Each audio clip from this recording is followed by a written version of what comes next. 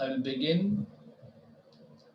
First of all, a very happy Gaur Purnima to all of you, whether it was virtual or in person. Um,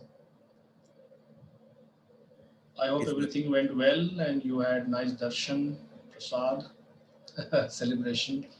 Yes, Prabhu, it's So we are was. continuing Lord Chaitanya's childhood pastimes. This is Adi Leela, chapter 14, and we have finished text 41. The background is just like Lord Krishna would steal in his childhood, he would steal butter and curds and milk, milk products, sweets. So here we have the same Krishna coming as Lord Chaitanya, and in his childhood, his name was Nimai. He would steal from the neighbors' houses. So the mother would sometimes chastise or rebuke her son. And this is what she is telling now, text 42. কেনে চুরি কর কেনে মারাহ শিশুরে কেনা পর ঘরে যাহা কিবা nahi ঘরে. Sachimata said, why do you steal others' things? Why do you beat other children? And why do you go inside others' houses? What do you do not have in your own house? Purport by Srila Prabhupada. According to the Vedanta Sutra, Janmadyasya Yataha, Srimad Bhagavatam, first canto, first chapter, first verse. Since creation, maintenance, and annihilation exist in the Supreme Absolute, whatever we find within this material world is already in the spiritual world. Sri Chaitanya Mahaprabhu is the Supreme Personality of Godhead Krishna himself. How is he stealing? And how is he fighting?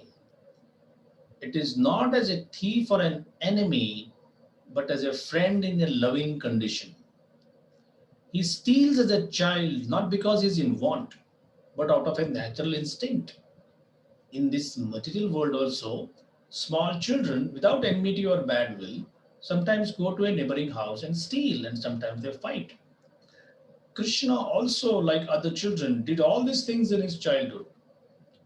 Without the existence of the stealing propensity and fighting propensity in the spiritual world, they cannot exist here in this material world. The difference between the material and spiritual worlds is that stealing in the spiritual world is done in friendship and love, whereas fighting and stealing within this material world are executed on the basis of enmity and envy. Therefore, we should understand that in the spiritual world, all these activities exist, but there is no inebriety. Whereas in the material world, all activities are full of miserable conditions.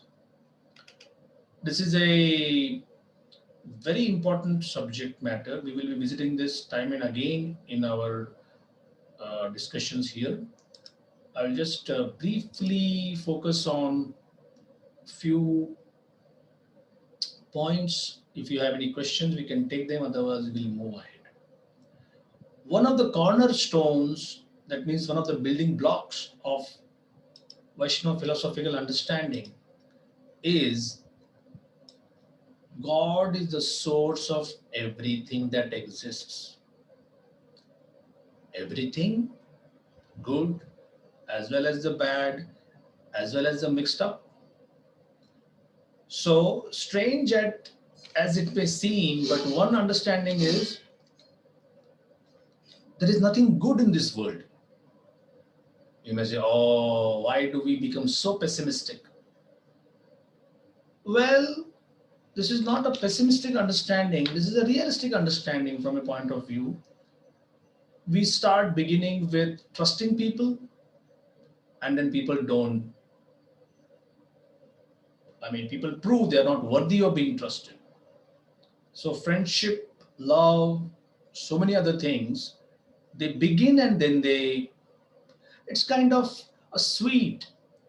You prepare it and then you put it on the windowsill or put it in your cupboard or put it somewhere, and after 5 days it goes bad.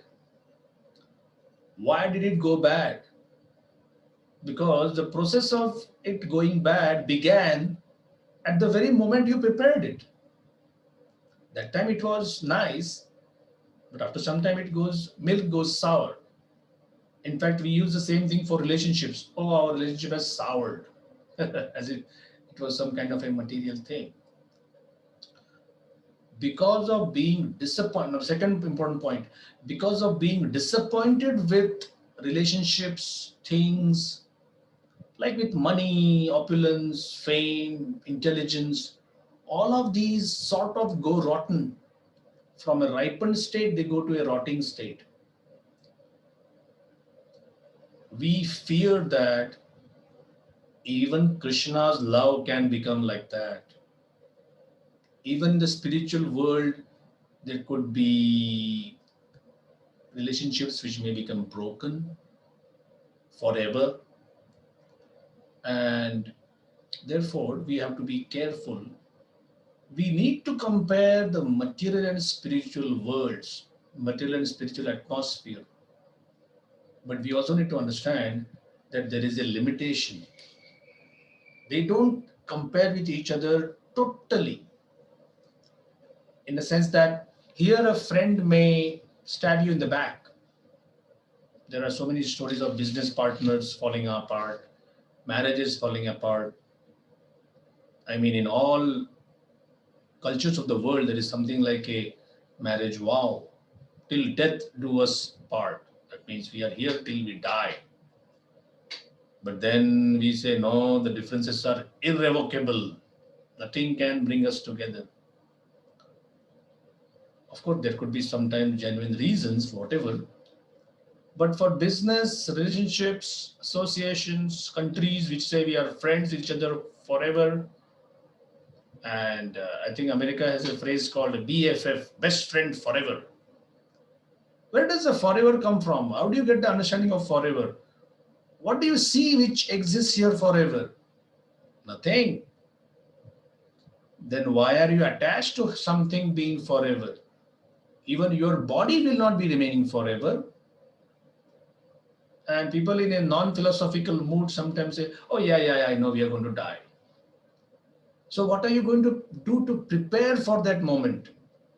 I guess nothing. Everybody dies.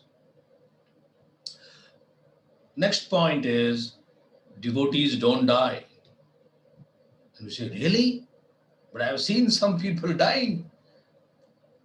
So Prabhupada explains, what is the meaning of a devotee doesn't die? Doesn't mean your material body will not be subjected to death. But because of spiritual culture, because of the purity of your thought process, because of the purity of your desires, this cultivation of chanting Hare Krishna, reading Srimad Bhagavatam, discussing Krishna Katha, following festivals, everything is going to help you prepare a body which will be spiritual. And that spiritual body will never die, will never grow old. In fact, the process is like this. That body never is born and therefore it doesn't die. If something is not born and something doesn't die, then the two things in between, old age and disease, they also don't occur. So spiritual life is not some cream or some facial surgery that your face looks very young or your body cells are being turned into younger cells. That's all nonsense. It will never work. The easiest process to become immortal is to always associate with the immortal. And it begins with Krishna. So by hearing Krishna Katha, by hearing and describing these stories, we are preparing our next existence. Last point is, why does Krishna fight? He's supposed to be God, he's supposed to be friendly with everybody. So the explanation given is, there is a sweetness in fighting. There is some kind of a taste, like husband, wife. If you only are talking of cooperation, sometimes there has to be some fight just to add spice. But because it is material, that spice becomes the whole sabji, the whole curry, and then you can't eat it. So there is some chili, some spice put in to increase the taste of a particular dish. So the fighting propensity is there in God, therefore it's there in us. But Prabhupada says here, please remind yourself again and again, we fight because we are envious. We fight because we have enmity. That is not there in the spiritual world. And stealing, in the Gita, Krishna says, I am the proprietor of everything. So how can a proprietor steal something? Like all of you sitting in your drawing rooms and hearing this class, look at things around you. Do you ever get the feeling that, let me steal this furniture from my own house? When I say foolishness, it's your house. No, no, no. I will steal this particular thing and keep it in my room. But the whole house is your family's room. There cannot be any stealing. Similarly, Krishna cannot steal anything because he is the original owner of everything. But the Srimad Bhagavatam explains all the cowherd families of Vrindavan, they would pray that baby Krishna would come and steal from their homes. And the philosophical understanding is he would not exactly steal from their home things like butter and milk, he would steal their hearts. So the spiritual world is a place where people are welcoming a thief. You don't welcome thieves in your home. You put $600, $800 mechanism to prevent any theft from being happening. Because here, theft means loss. In the spiritual world, theft means gain. That's the most important point to remember. So since it's a philosophical point, any questions or any comments?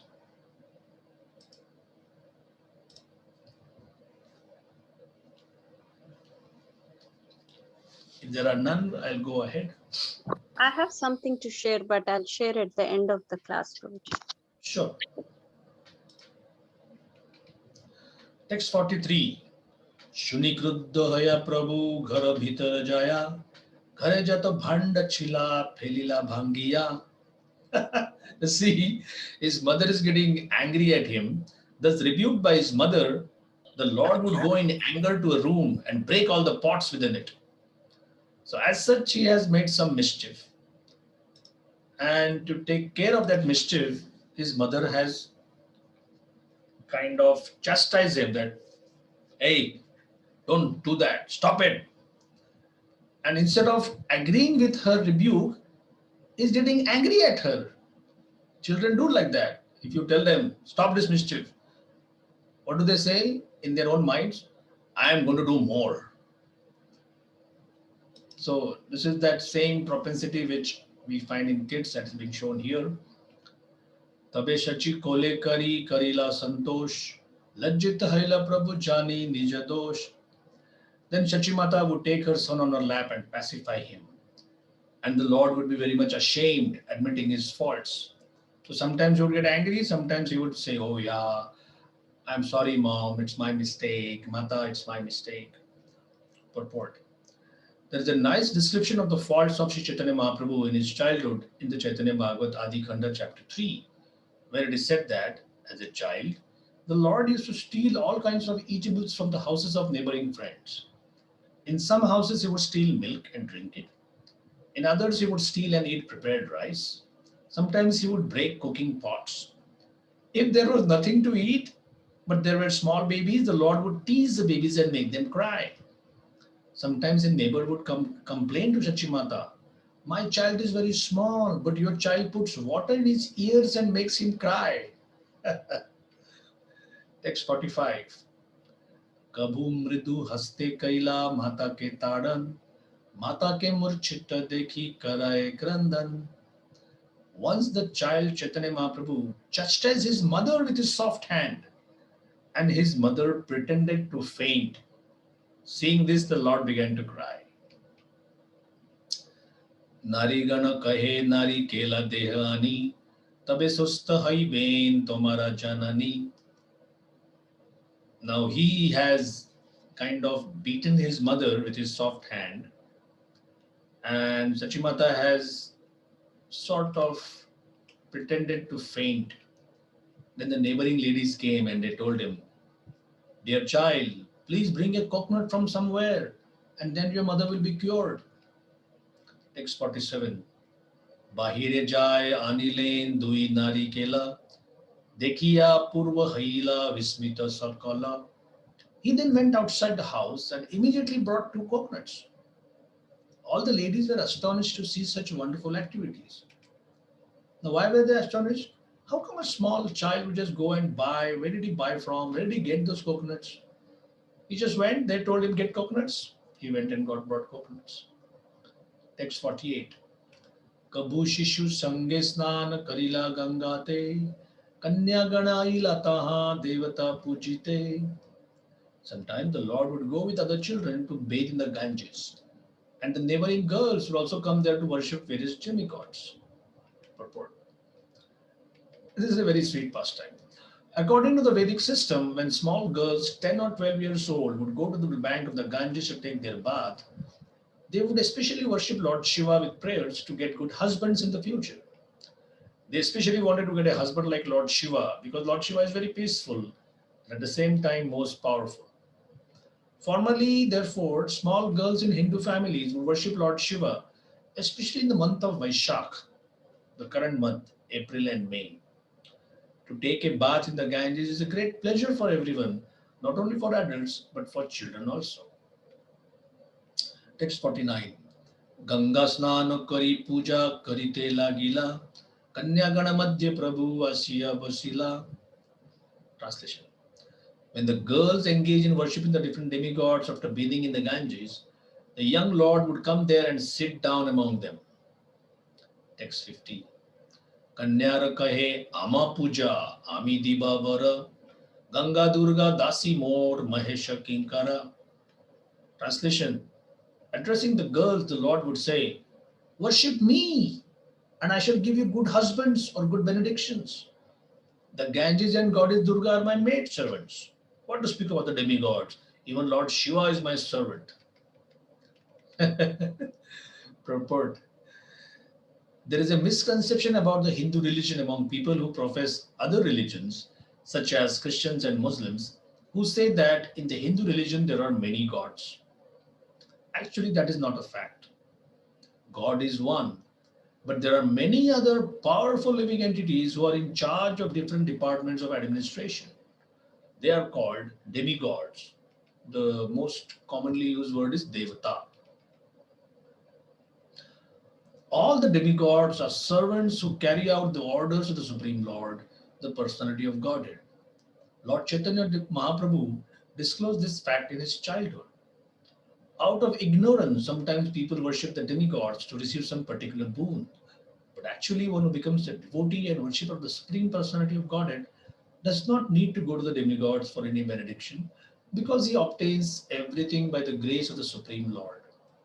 The Bhagavad Gita 7:20 and 28 therefore condemns such demigod worship.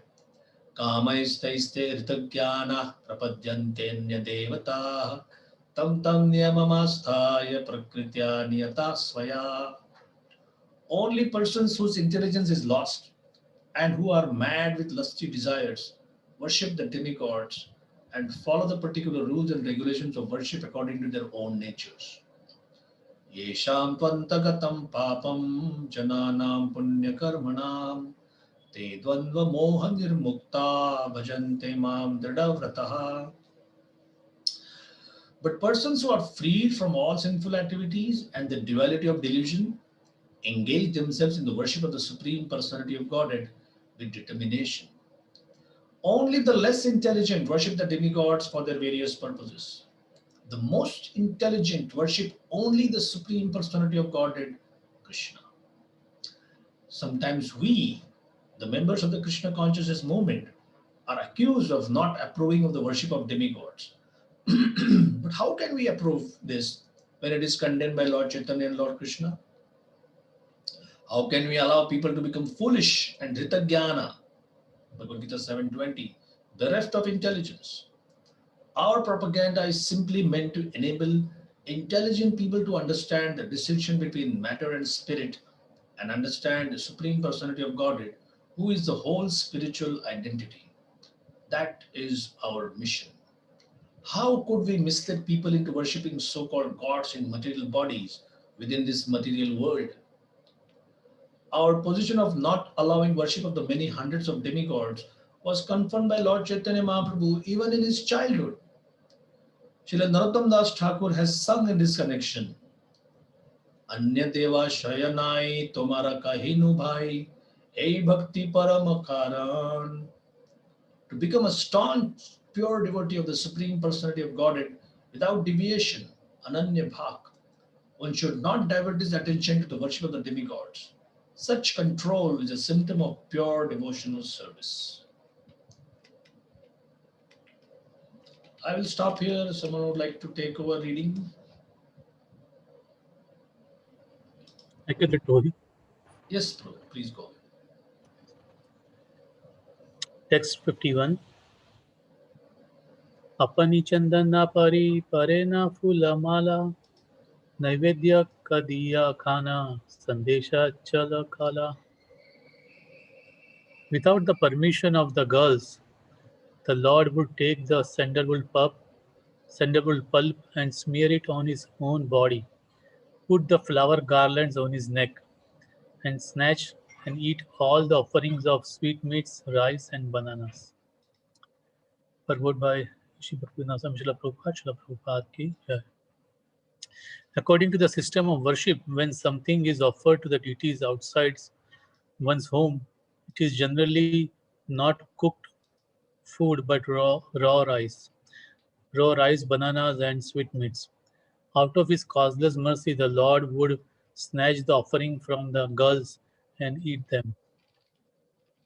Admonishing the girls not to worship the demigods but to worship him, the worship of Sri Chaitanya Mahaprabhu is recommended in Srimad Bhagavatam. Krishna Varnam Tvishak Krishnam Sangopangastra Parsadam Yagnai Sankirtana Prayer Yajanti Hi Su Medasa. One should worship the Supreme Personality of Godhead who appears in the age of Kali with his associate as the Panchatattva, the Lord himself and his associates Nityananda Prabhu, Sri Advaita Prabhu, Sri Gadadhar Prabhu, and Srivas Thakur. In this age, an intelligent person worships the Panchatattva by the method of chanting the Hare Krishna Mahamantra and, if possible, distributing prasadam. Our Krishna conscious movement is introducing this bona fide method of worship in the Western world. Its members are going from village to village and town to town with the deities of Lord Chaitanya Mahaprabhu, teaching people how to worship the Lord by chanting the Hare Krishna Mahamantra, Hare Krishna mantra, offering prasadam and distributing prasadam to people in general. 52.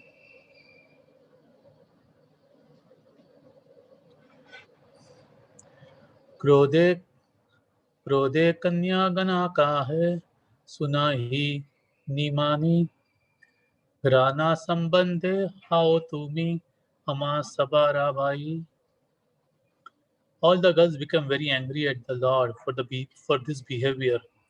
Dear Nimai, they told him, you are just like our brother in our village relationship.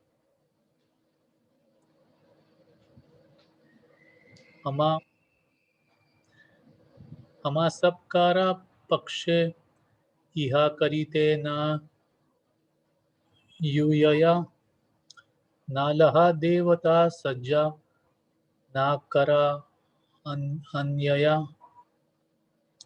Therefore, it does not behoove you to act like this. Don't take our paraphernalia for worship of the demigods. Don't create a disturbance in this way. प्रभु कहे तुमा सबके दिलाई वरा तुमा सबरा भरता अबे Parama Sundara. The Lord replied, my dear sisters, I gave you the benediction that your husbands will be very handsome. Pandita Vidagda Yuva Dhana Dhana Dhana Dhanyavan Sata Sata Putra Have Chiro Matiman.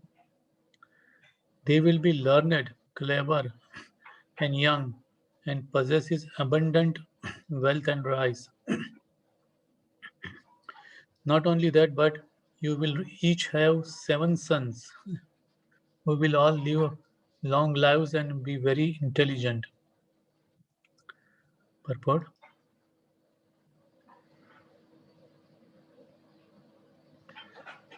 Generally, it is the ambition of a young girl to have a very handsome husband who is learned, clever, young, and rich. According to the Vedic culture, one is rich if he possesses a large stock of food grain and a very large number of animals. Dhanyena dhanvan gavaya dhanavan.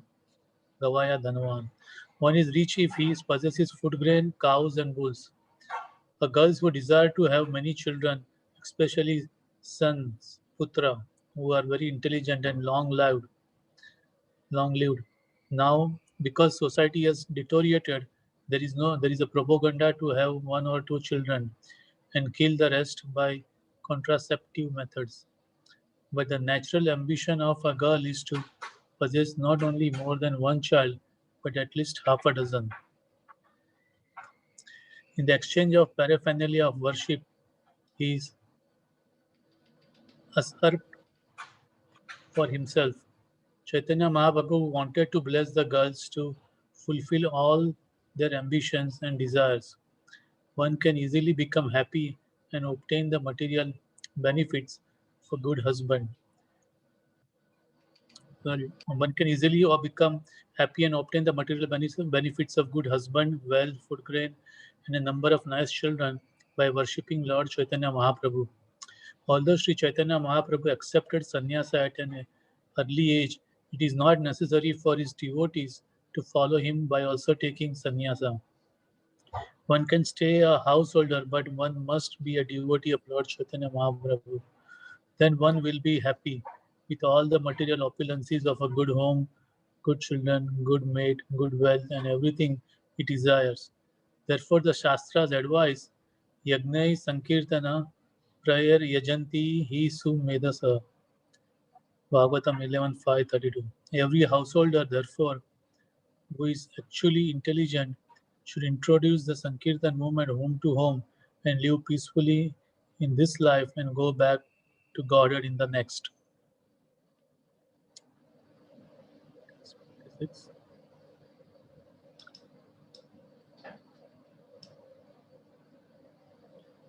Varasuni Kanya Ganera Antara Santosh. Varasuni Kanya Ganera Antara Santosh Bahire Bharat Sana Kare Kari Mityaros.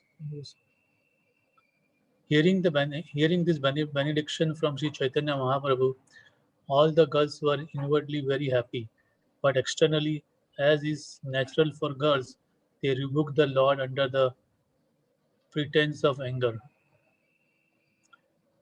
But this double dealing is natural for girls. When they are satisfied within, they externally show dissatisfaction. Such feminine dealings are very palatable to boys who try to make friendship with them.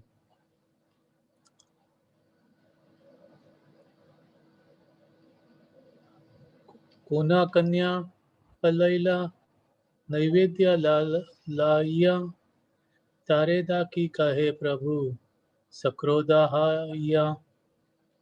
When some of the girls fled, the Lord called them in anger and advised them as follows.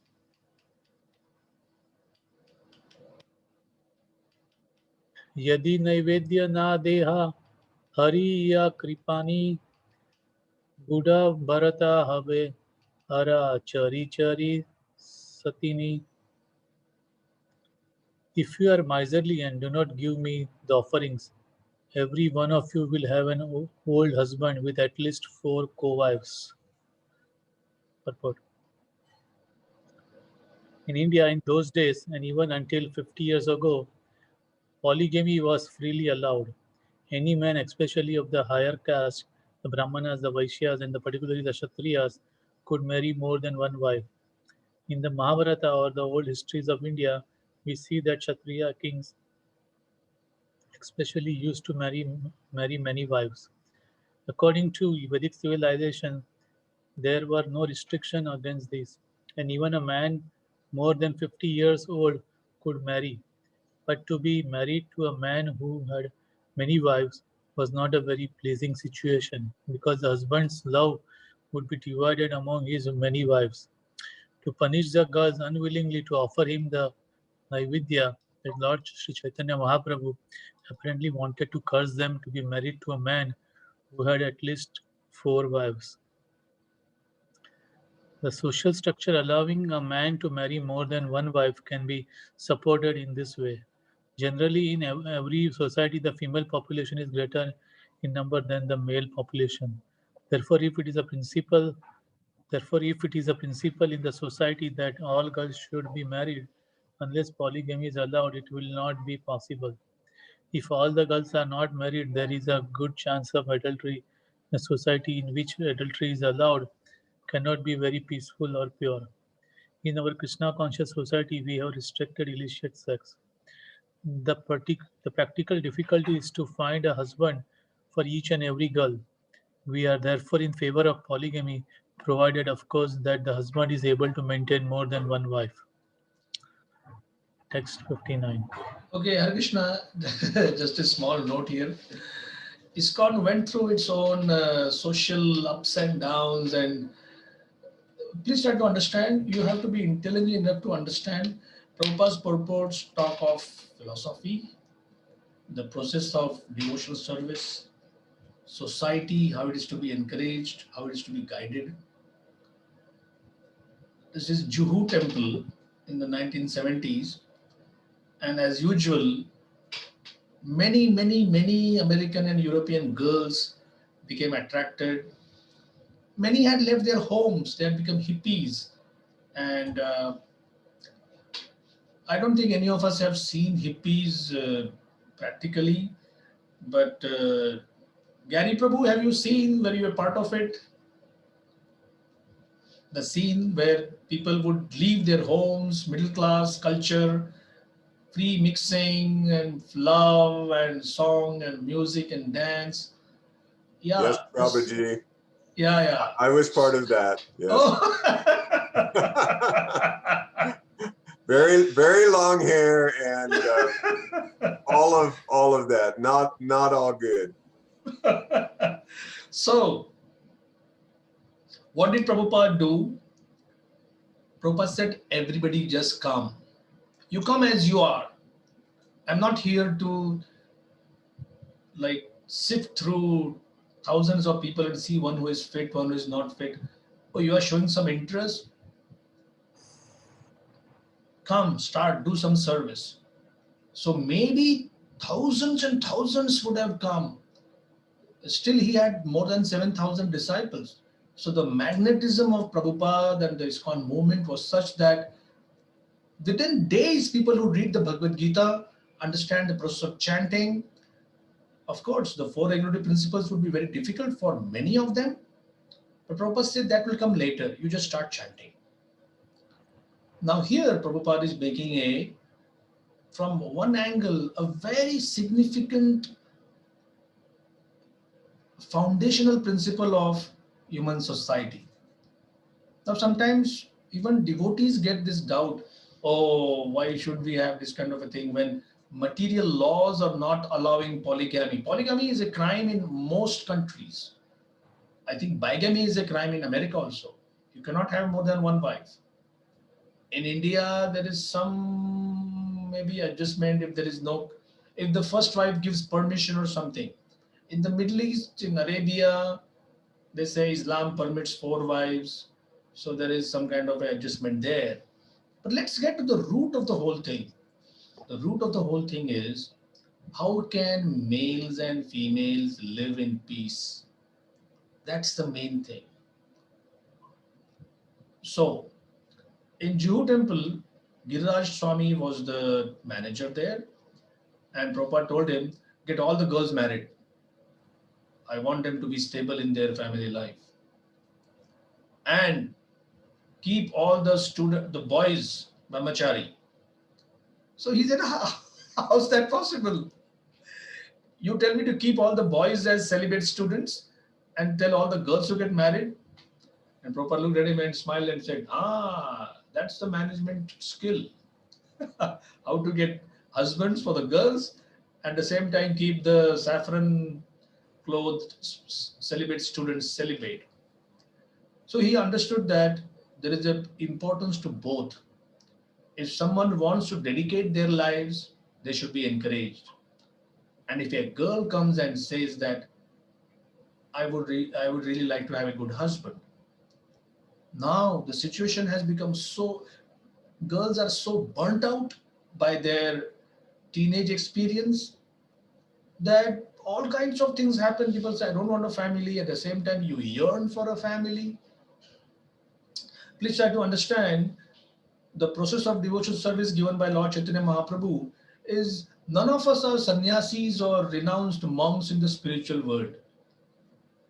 There is no need of a renunciate in the spiritual world. Everybody is having family, companionship, friendship, which is a natural state. We take the step of celibacy, or sometimes people do just, I'm alone in my cave and I'm happy with my process. Why? Because they don't know the art of performing devotion service together.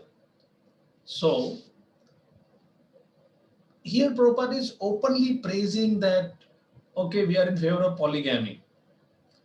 Now, this is Chaitanya Charitamrita, Adi Leela. Prabhupada finished dictating these purports in just 18 months. In 17 months, 1 year and 5 months, he finished the full Chaitanya Charitamrita. He had interrupted the Srimad Bhagavatam for doing this. And then what happened? One temple president from a temple in North America, he said, Prabhupada, I need one more wife. And Prabhupada said, well, we agree that you can take another wife, provided you are capable. But he said, you said that Kshatriyas can take a wife, extra wife. I am a manager, so I am a Kshatriya.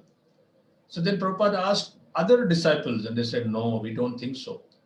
The reason why he wants another wife is probably he's not satisfied, or they're always fighting, he and his current wife. And Prabhupada said, this is the misunderstanding. You don't like one, you move to another one. That's not the Vedic process. You take another wife because you want to support someone. You could be a king. You want more progeny because your kingdom is big. This understanding is lacking in this age. So therefore Prabhupada said no. And he said, but you say in your purports that polygamy is allowed. So you find in the 9th canto purport, Prabhupada says, there is a conversation and there's a purport. In the conversation, Prabhupada says, if people see that we are practicing polygamy, we will become the laughing stock of the world. So there are things in Prabhupada's purports which you need to understand, first from a philosophical point of view, then from a social point of view, then from a historic point of view, and from an emotional point of view also. I thought I'll just point this out. Any feedback? Any comments? Questions? Yes, Prabhu. Anand Prabhu, please continue. Sure. Text 59. Iha sunita sabara mane haila bhaya kona kichu jane kiva deva vishta hai. Hearing this supposed curse by Lord Chaitanya, the girls, considering that he might know something uncommon or be empowered by demigods, were afraid that his curse might be effective.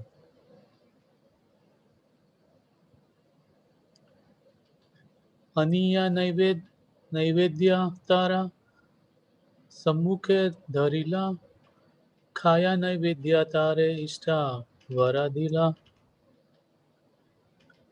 The girls then brought the offerings before the Lord, who ate them all and blessed the girls to their satisfaction. Imata Chapalya Sabe Lokera Dekhaya Dukha Dukha Karo Mane Nahe Sabe Sukha Paya. When this cunning behavior of the Lord with the girls became known to the people in general, it did not create misunderstanding among them. Rather, they enjoyed the happiness in these dealings. So we'll stop here because the new pastime is being described from text 62. Now, this last line is very important. We all could have been cunning or mischievous in our childhood, but can we guarantee that we did not create misunderstandings among people? That's not possible. Somebody would like a child's behavior, somebody would not be liking it. But we find in the Chaitanya Leela and Gaur Leela and Krishna Leela that whenever the neighbors would come and complain to Krishna's parents or here Nimai's parents, like with Krishna's parents, Mother Yashoda, she would say, all right, if you say that my son has done so much of mischief, I will just, I will restrict his movement. I will not allow him to move. I will keep him locked up. They say, no, he comes and with his ornaments on his body, they glow and therefore he can find out whatever we have hidden. We might have kept milk and other products hidden somewhere. So Mother Yashoda would say, all right, so I will take away all his ornaments. I said, no, no, no, no, no, don't do that, don't do that. So externally there is anger, internally there is happiness exploding like a volcano. A gopi would dread the thought that if Gopal doesn't come to my home, all my happiness is lost.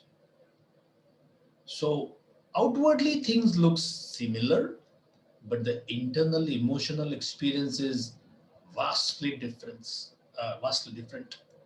So now we are coming to the stage where Lord Chaitanya is meeting his eternal consort, and that's another philosophical point. So we'll start next time. So, any questions, Mataji? You had a question. You said you'll talk later about the question. So, It's not the question, Prabhuji. I just wanted to share this. Uh, just last weekend on Saturday, one of my very close friend, we are classmates and friends since we were 4 years old. wow. So they're in India, very pious family. They're Vallabhacharya's, parampara, that Yes. parampara, they follow that. And very pious, and they worship, they serve Balakishan ji like temple standards in Vrindavan. That's how they do the worship of Krishna. So very good family, well-to-do family, joint family, Marwadis and all. Suddenly my friend's brother, who is in his 40s, suddenly, like in the morning, he got up, he had breakfast and he collapsed and he was taken to the hospital. He's pronounced dead. My God. So what my realization, I know I read so much, I mean, it's a big shock because they are like my family and I'm part of their family kind of thing, very big shock. And kind of my realization, I've been like, Prabhupada purports reading, and, I know death can happen anytime. We have to be ready. But, when it really drops on your head, there's something very close to you, you get so numb, like it's so hard. It's, I know we read these purports and all, but when it comes to the practice, I really kind of still not over it. Today is the 4th day. In India, it's 5th day. They kind of went to Haridwar to, immerse those ashes. Kind of it's, hard when it happens. And I don't know. how to, sometimes I feel I understand Prabhupada's purpose, but at the same time, I feel I know nothing practically. True. True. And yeah, all are devotees, and they're arranging a Bhagavad Katha in Govardhan, May, for 1 week, Saptaha, Bhagavad Saptaha. And I was invited. I was like, kind of thinking, should I or should I not, COVID situation. So kind of not decided, but they have a family wedding in April and May. All the family, they booked for 200 people, the tickets, train tickets from Hyderabad to Mathura, Govardhan for 1 week. They made all arrangements and they're so excited about this Bhagavad Sapta because my friend's parents are in their 70s.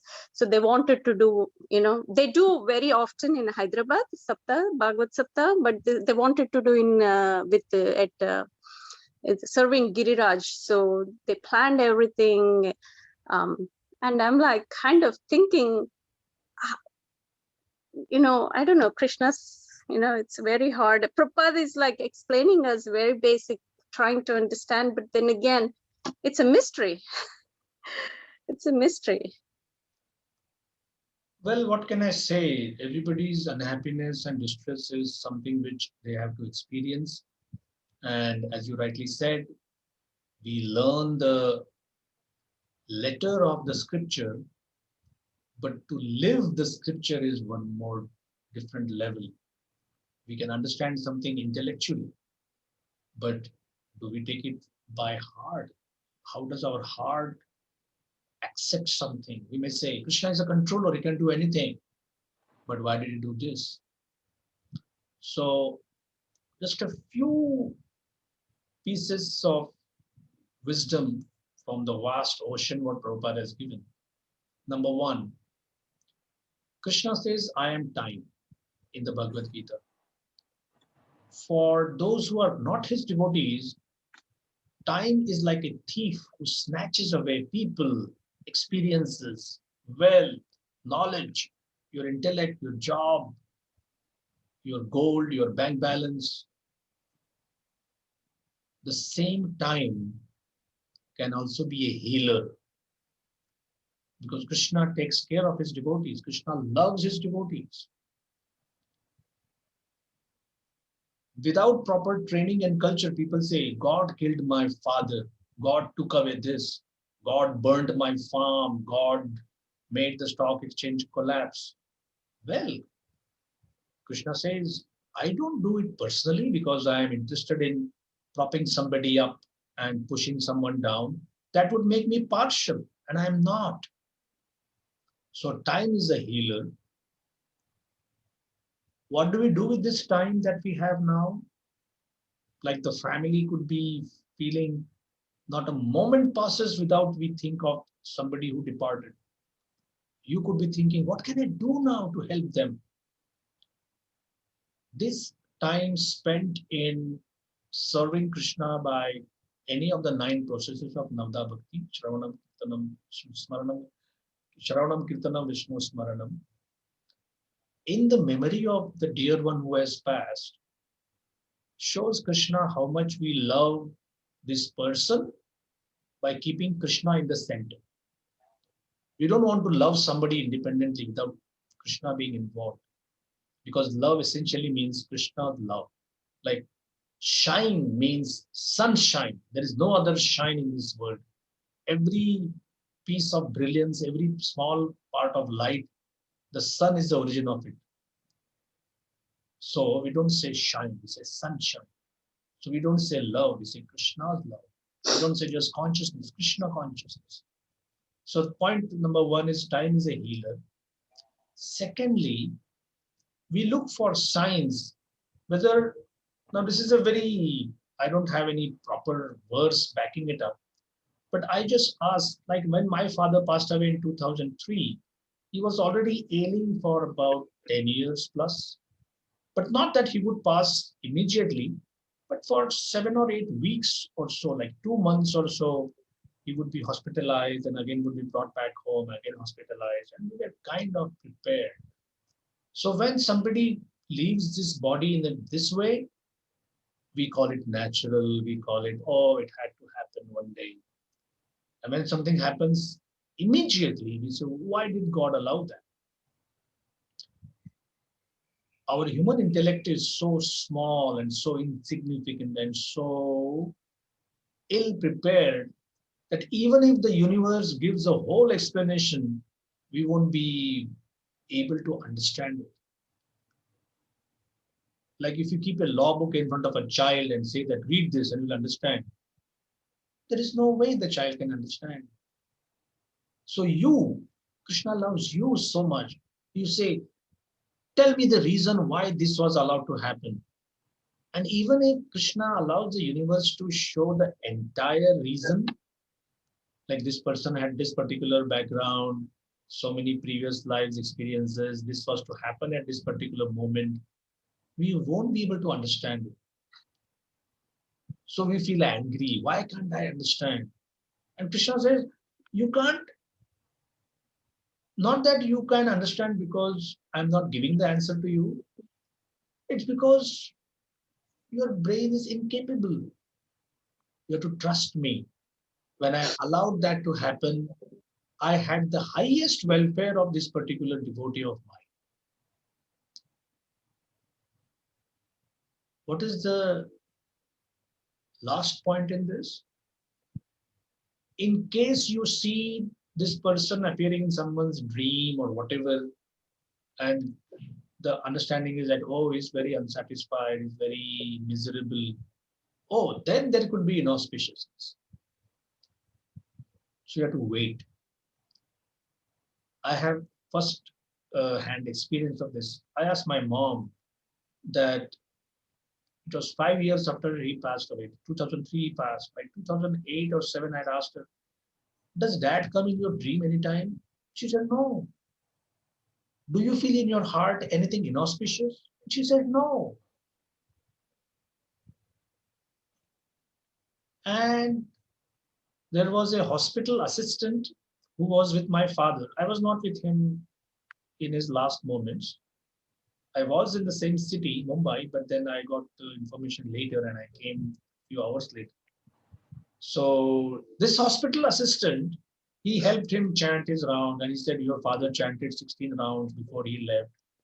And my father was a tough guy. He never admitted that, he's believing in God or something. It is a long story. But 4 or 5 years later, this man meets me in the Bhaktivedanta hospital and says, your dad came in my dream. I said, really? And he said, I'm very happy that I'm here. I said, whoa. I didn't tell this to my mom. I said, you feel any time that something inauspicious could have happened to him? And she said, no. So every year, the same tithi, we serve cows, deities, Vaishnavas, so that anything if this person is lacking, the Vedic system is that can be given to that person. So physical separation, yes, there is no medicine for that. The only way Vaishnavas lament in a bona fide way is, number one, I wish I could have served this devotee. I wish I could have known the greatness of this Vaishnava. That's there. There is no explanation that, you may say, no amount of philosophy will help me understand. Correct? We feel separation. But we have a Vaishnava mind is like divided into sectors. And each sector is kind of 100%. So lamentation, 100%. Separation, 100%. But then there is knowledge that Krishna has personally done something. That's also 100%. This person has been given a higher station in life where they can continue their service. Service is not denied or service is not restricted. So these are some things when we take in totality, we can be assured that Krishna is the divine protector. Thank you, Prabhuji.